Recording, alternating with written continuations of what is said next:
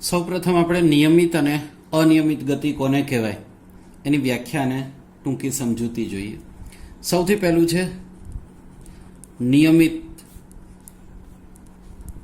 ગતિ. આમ તો આ શબ્દ જ સમજી શકાય એવું છે. નિયમિત ગતિનો અર્થ થાય પદાર્થ હંમેશા એક સરખી ગતિ કરતું હોય, એટલે કે એક સરખી ઝડપથી ગતિ કરતું હોય તો આને નિયમિત ગતિ કરતો પદાર્થ કહેવાય. અને ઉદાહરણ મળવું થોડુંક અઘરું છે, કારણ કે લગભગ આપણા વ્યવહારમાં એવા ઉદાહરણો જોવા નથી મળતા જે નિયમિત ગતિના ઉદાહરણો કહેવાય. જોકે આપણે સાવ નથી એવું પણ નહીં, પણ એના ઉદાહરણ પણ હમણાં આપણે વ્યાખ્યા સમજીને પછી લખીએ. સૌથી પહેલાં નિયમિત ગતિ કોને કહેવાય? તો જો કોઈ ગતિમાન પદાર્થ, કારણ કે સ્થિર પદાર્થ ચાલે નહીં, સ્થિર જ હોય તો પછી નિયમિત ગતિ ક્યાંથી કહેવાય? તો જો કોઈ ગતિમાન પદાર્થ સમયના સરખા ગાળામાં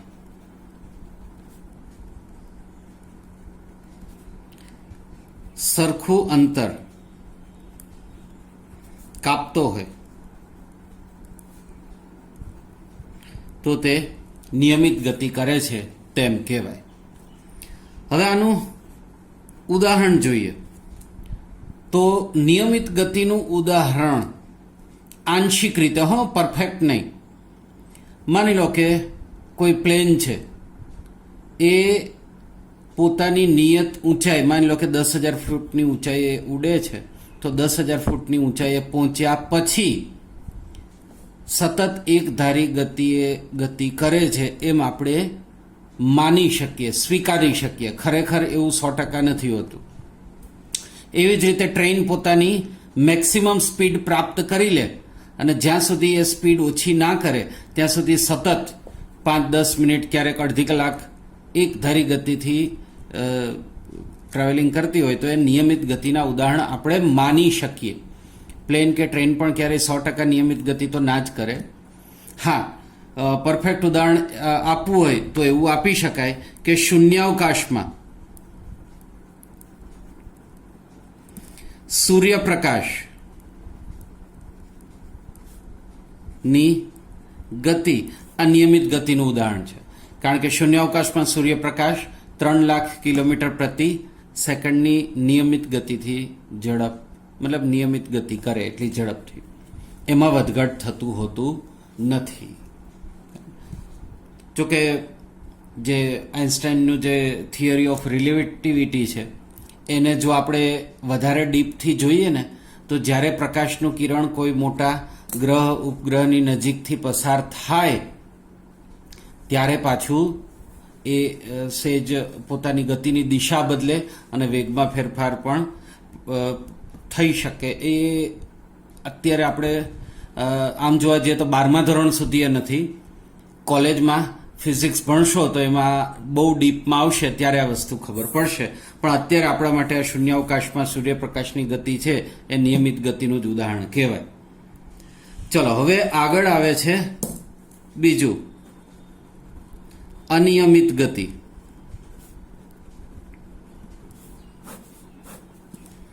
તો અનિયમિત ગતિ કોને કહેવાય? નિયમિત ગતિ ના હોય તો અનિયમિત. ઠીક છે, આ તો હસવાની વાત થઈ. આ રીતે વ્યાખ્યા આપી શકાય. જો કોઈ ગતિમાન પદાર્થ સમયના સરખા ગાળામાં સરખું અંતર ન કાપતો હોય, એટલે કે અલગ અલગ સમયના ગાળામાં અલગ અલગ અંતર કાપતો હોય તો એને અનિયમિત ગતિ કહેવાય. અને આના ઉદાહરણ બહુ સહેલા છે. ગતિ કરતા પદાર્થના લગભગ જેટલા ઉદાહરણ લો ને બધા અનિયમિત ગતિના જ હોય. ઉદાહરણ તરીકે કારની ગતિ. કાર ન હોય તો વાંધો નહીં, આપણે ચાલીને જતા હોઈએ એ અનિયમિત ગતિ જ કહેવાય, કારણ કે આપણી સ્પીડ વધઘટ થતી જ હોય. પછી ટ્રાફિક હોય કે ન હોય, સાયકલની ગતિ.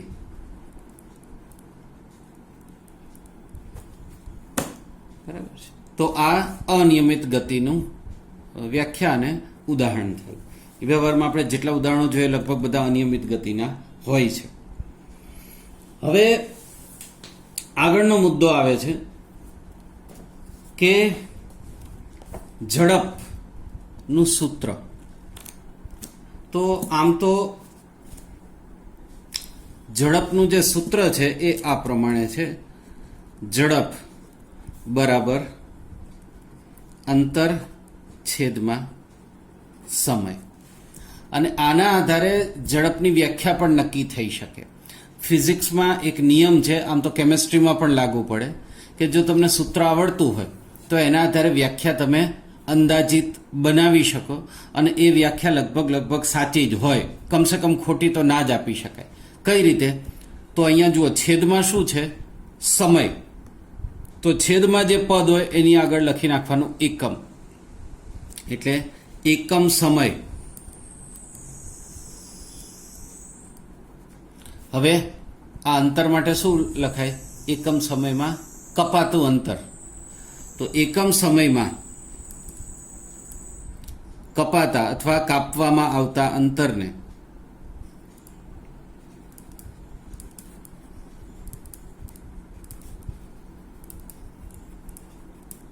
પદાર્થની અથવા તો ચલો ને પદાર્થની ઝડપ કહે છે.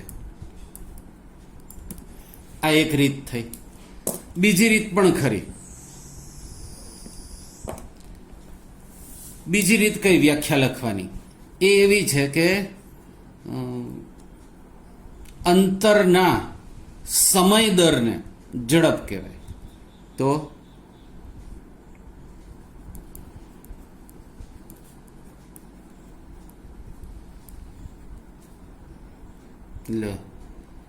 સમય દર ને ઝડપ કહે છે. થઈ ગયું? બે વ્યાખ્યા સાચી જ કહેવાય. તો અને આમાં આગળ વધારે સ્પષ્ટતા લખવી હોય તો પદાર્થે કાપેલા અંતરના સમય દરને પદાર્થની ઝડપ કહેવાય. એ રીતે પણ લખાય અને ઉપરની વ્યાખ્યા પણ સાચી છે. તો આ રીતે આ એક વસ્તુ ધ્યાનમાં રાખજો. તમારી પાસે સૂત્ર જો ખ્યાલ હોય અને વ્યાખ્યા ન આવડતી હોય તો આ રીતે બનાવી નાખાય અને એ સાચી જ થતી હોય છે. હવે આ તો થઈ ઝડપની વસ્તુ, ઝડપની વાત. હવે આમાં એવું છે કે પદાર્થ મોટા ભાગે અનિયમિત ગતિ કરે છે. વ્યવહારમાં તમે ચાલવા નીકળો, સાયકલ લઈને નીકળો, કાર, સ્કૂટર, જે કંઈ નીકળો, પ્લેન અને ટ્રેનની ગતિ આમ તો અનિયમિત ગતિ જ કહેવાય, કારણ કે વધઘટ થતી રહેતી હોય છે. તો ઝડપ તો થોડા સમયે બદલાયા કરે. કારમાં ક્યારેક ટ્રાફિક સિગ્નલ પર ઊભા હોય તો 0ની સ્પીડ હોય, ક્યારેક 10ની હોય, અને એક્સપ્રેસ વે કે ખુલ્લો હાઈવે મળે તો આપણે 80, 90, 100 જવા દઈએ. તો કે સ્પીડ લિમિટ કરતાં વધારે જવું જોખમકારક, એ ના કરવું જોઈએ, પણ એ તો પબ્લિક તો જવા દે છે. તો પછી ક્યારે ઝડપ દરેક મતલબ અલગ અલગ સમયે ઝડપ અલગ અલગ હોય તો એના આધારે આપણે ચોક્કસ અનુમાન કરી શકીએ નહીં. હું ઉદાહરણ આપું. અહીંથી અમદાવાદમાં કોઈ એક જગ્યાએ આપણે જવાનું છે, 30 કિલોમીટર અંતર છે, અને જેવી કાર લઈને નીકળ્યા અને સામેથી ફોન આવે કે ભાઈ કેટલે પહોંચ્યા, એટલે આપણે કહીએ કે હાલ જ નીકળ્યા, અને એ તમારી કારની સ્પીડ પૂછે તો 10 કિલોમીટર પ્રતિ કલાક. હવે અમદાવાદનું એ સ્થળ કેટલું દૂર છે? 30 કિલોમીટર. તો 10ની સ્પીડે પહોંચતા કેટલો સમય થાય? 3 કલાક. હવે સામેવાળા વ્યક્તિ એમ વિચારે કે હજી તો 3 કલાક પછી આવશે, તો ક્યાંથી મેળ આવે? એ જ રીતે ગાંધીનગરમાં આપણે રોડ ઉપર ખૂબ રોડ ખુલ્લા છે અને સ્પીડમાં જતા હોય ને 60ની સ્પીડ ગણો, 60ની સ્પીડે જતા હોય અને વાત થાય કે ભાઈ હવે 30 કિલોમીટર દૂર છે અને અમે 60ની સ્પીડે જઈએ છીએ, તો કેટલી વારમાં પહોંચી જાઓ તમે? અડધી કલાક, 30 મિનિટમાં. કારણ કે 60ની સ્પીડ છે તો 1 કલાકમાં 60 કિલોમીટર અંતર કાપે. આપણે 30 કિલોમીટર જવું છે. પણ તમને ખબર છે કે અમદાવાદ 30 કિલોમીટર સ્થળ કોઈ દૂર હોય ત્યાં તમે 30 મિનિટમાં પહોંચવાના નથી, કારણ કે આગળ જતા સ્પીડ ઘટવાની ઘટ્યા પછી પાછી વધવાની. તો આ બધી અનિયમિત ઝડપો છે. તો આ બધા પ્રશ્ન ન થાય એટલા માટે એક સરસ મજાની રાશિ જે વ્યાખ્યાયિત કરી છે એ છે કે સરેરાશ ઝડપ.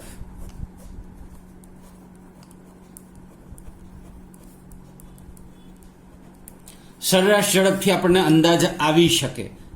તો સરેરાશ ઝડપ કઈ રીતે શોધવાની? બસ એનું સાદામાં સાદું સૂત્ર છે. સરેરાશ ઝડપ એટલે અંતરછેદમાં સમય તો ખરું જ, પણ ઝડપના બદલે સરેરાશ ઝડપ તો અંતરના બદલે આવશે પદાર્થે કાપેલું કુલ અંતર અથવા વસ્તુએ કાપેલું કુલ અંતર છેદમાં આ અથવા તો તે અંતર કાપવા માટે લાગતો કુલ સમય. તો કાપેલું કુલ અંતર છેદમાં કુલ સમય એ આપણે એવરેજ નીકળી જાય કે લગભગ કેટલી સ્પીડ ગણાય. આને આપણે જો સંકેતમાં લખીએ તો ઝડપ માટે કે સરેરાશ ઝડપ માટે v લખો બરાબર કાપેલું અંતર છે એને s ગણો અને સમયને આપણે t કહીએ. તો આ સૂત્રની મદદથી પણ આપણે લખી શકીએ. હવે વાત આવે છે ઝડપનો એકમ કયો ગણવો. આમ તો સ્પીડનો એકમ બધાને ખબર જ છે, કિલોમીટર પ્રતિ કલાક, પણ અહીંયા આપણે શક્ય હોય ત્યાં સુધી એસઆઈ એકમ પદ્ધતિની વાત કરીશું. તો બે રીતે આપણે સમજી શકાય. એક, જુઓ ઝડપનો એકમ બરાબર શું? કાપેલ અંતરનો એકમ છેદમાં સમયનો એકમ. ધારો કે પદાર્થે કાપેલું અંતર આપણે કિલોમીટરમાં માપીએ છીએ, તો કિલોમીટર છેદમાં સમય કેમાં માપીએ? હવે કિલોમીટરની વાત હોય તો મોટા ભાગે કિલોમીટર પ્રતિ કલાક હોય, તો કલાક માટે h વાપરો. તો આ રીતે પણ લખાય. બીજી એક વસ્તુ કે જો એસઆઈ એકમ પદ્ધતિ આપણે ધ્યાનમાં રાખવી હોય તો કાપેલું અંતર છે એ કિલોમીટરમાં નહીં મીટરમાં લખવું પડે, અને છેદમાં સમય એ એસઆઈ એકમ પદ્ધતિ પ્રમાણે સેકન્ડમાં લેવું પડે. તો મીટર પ્રતિ સેકન્ડ આ પણ એક એકમ થયો. તો આ જે રાશિ મૂકી હોય આપણે સૂત્રમાં એના આધારે આપણને એકમ લખતા આવડવો જોઈએ. અને આ કિલોમીટર પ્રતિ કલાક છે એને આ જે છેદમાં h છે કલાકનો એને અંશમાં લઈ જઈએ તો આ રીતે પણ લખી શકાય કે કિલોમીટર અને અવર ઇન્વર્સ એટલે h ની -1 એટલે આમ છેદમાં ગણાય. એ જ રીતે મીટર પ્રતિ સેકન્ડ એને આ રીતે પણ લખી શકાય મીટર સેકન્ડ ઇન્વર્સ. મીટર ને સેકન્ડ વચ્ચે સેજ ગેપ હોય, આ થોડો વધારે થઈ ગયો છે. કિલોમીટર ને કલાક વચ્ચે સેજ ગેપ હોય, જે આ લખ્યો છે બરાબર છે. તો આ ઝડપની વાત થઈ અને તેના એકમની વાત થઈ. હવે આના આધારે એકાદ ઉદાહરણ જોઈ લઈએ. ઉદાહરણ 8.1 આ પ્રમાણે છે. એક વસ્તુ 4 સેકન્ડમાં 16 મીટર અંતર કાપે છે અને ત્યારબાદ 2 સેકન્ડમાં બીજું 16 મીટર અંતર કાપે છે. તો આ વસ્તુની સરેરાશ ઝડપ કેટલી હશે? સરેરાશ ઝડપ શોધવા માટે આપણે પહેલા તો કુલ અંતર અને કુલ સમય શોધવા પડશે. તો પદાર્થે કાપેલ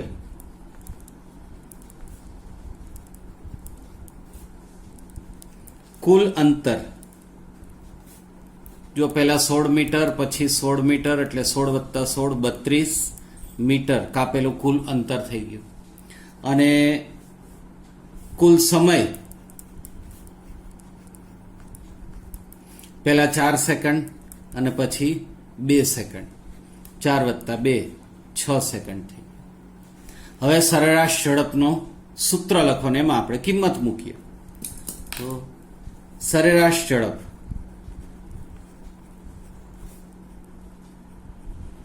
બરાબર કાપેલું કુલ અંતર છેદમાં લાગતો કુલ સમય. કાપેલું કુલ અંતર હતું 32 મીટર, છેદમાં કુલ સમય જે લાગતો એ 6 તો છેદ ઉડાડશો છે 6 પંચા 30 આવશે, 2 વધશે. 5.3333 ડેશ ડેશ ડેશ ચાલ્યા કરશે, પણ આપણે દશાંશ પછી 2 અંક સુધી લખીએ. હવે એકમ કયો આવશે? જો પદાર્થે કાપેલું અંતર આપ્યું છે મીટરમાં, તો એકમ છે મીટર, અને સમય છે સેકન્ડમાં, એટલે મીટર પ્રતિ સેકન્ડ અથવા મીટર સેકન્ડ ઇનવર્સ. આ રીતે લખાય. આ જે એકમ છે ને 3 રીતે લખી શકાય. એક છે મીટર છેદમાં સેકન્ડ, બીજું આ રીતે પણ લખાય કે મીટર પર સેકન્ડ. આ બે વસ્તુ એક જ છે, ખાલી લખવાની પદ્ધતિ અલગ છે. અને ત્રીજું મીટર અને સેકન્ડ ઇનવર્સ. સેકન્ડ ઉપર -1 ઘાત એટલે સેકન્ડ છેદમાં ગણાય, એટલે 1 2 ને 3 3 રીતે આપણે ઝડપનો એકમ લખી શકીએ. જો કે વેગમાં યાદ આવશે એકમ. તો ચાલો હવે આગળ આવે છે બહુ ઇન્ટરેસ્ટિંગ મુદ્દો છે દિશા સાથે ઝડપ.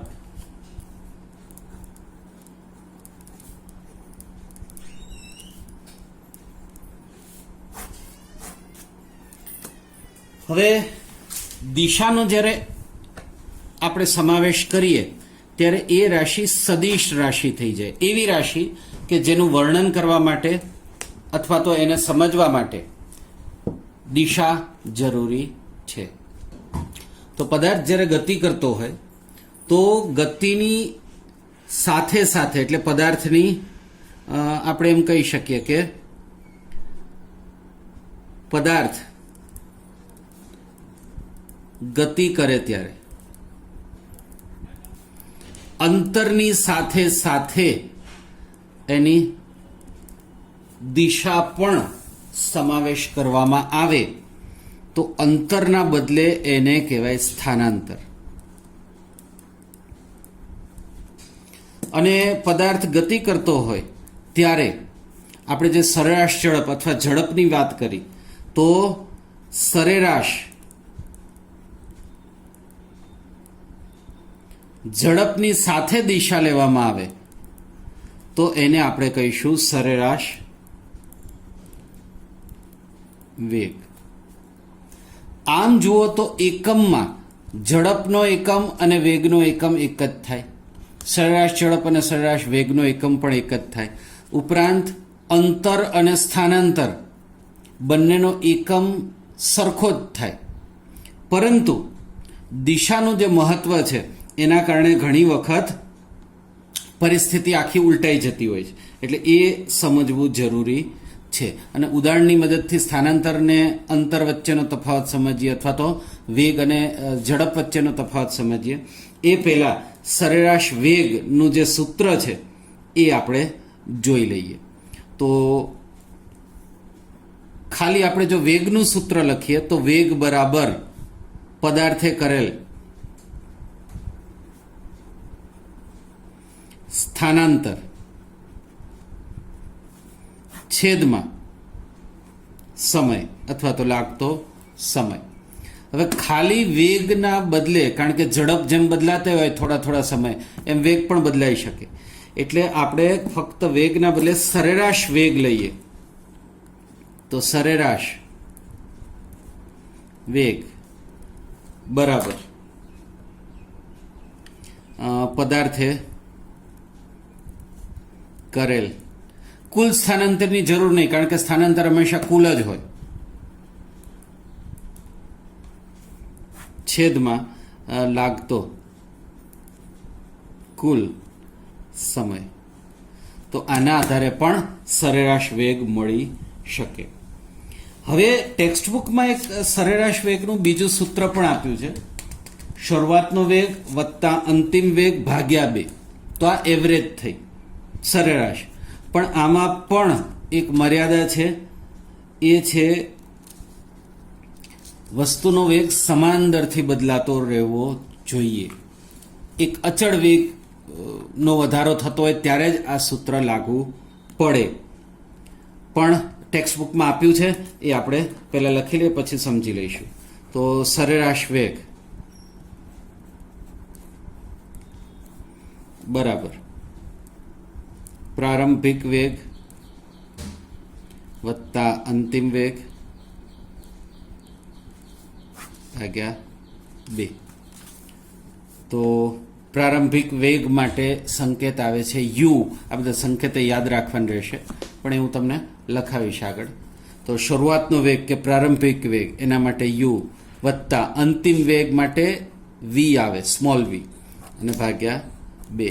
પણ ખાસ ધ્યાન રાખજો, આ સરેરાશ વેગ માટે આ સૂત્ર ક્યારે વપરાય કે જ્યારે પદાર્થના વેગમાં અચળ એક ધારો સતત વધારો થતો હોય ત્યારે, અથવા ફેરફાર થતો હોય, ઘટાડો થાય. પણ હંમેશા આ સૂત્ર વાપરી શકાય એવું જરૂરી નથી, પણ આ સૂત્ર હંમેશા વાપરી શકાય. બીજી વસ્તુ કે જે સરેરાશ વેગ છે એના જે સંકેત છે એ વી તો ખરો, વી એટલે વેગ, પણ એવી એટલે એવરેજ. તો આને સરેરાશ વેગ માટે આ સંકેત વપરાય છે. જેમ અંતરનું ઝડપનો એકમ મીટર પ્રતિ સેકન્ડ છે, એ જ રીતે વેગ હોય કે સરેરાશ વેગ એ બધાનો એકમ પણ મીટર પ્રતિ સેકન્ડ છે. અને મોટો એકમ આવતો હોય ત્યારે કિલોમીટર પ્રતિ કલાક પણ લઈ શકાય. હવે પ્રવૃત્તિ 1-2 લખી છે, એમાં બીજું બધું તો ઠીક છે, અંતર નક્કી કરવું ના અંતે, પણ એક વસ્તુ સમજવાની છે એ હું તમને સમજાવી દઉં કે જ્યારે વીજળી થાય ત્યારે એનો પ્રકાશ પહેલા દેખાય છે અને અવાજ પછી આવે છે. તો એનું કારણ શું? તો જુઓ, ધ્વનિનો જે વેગ છે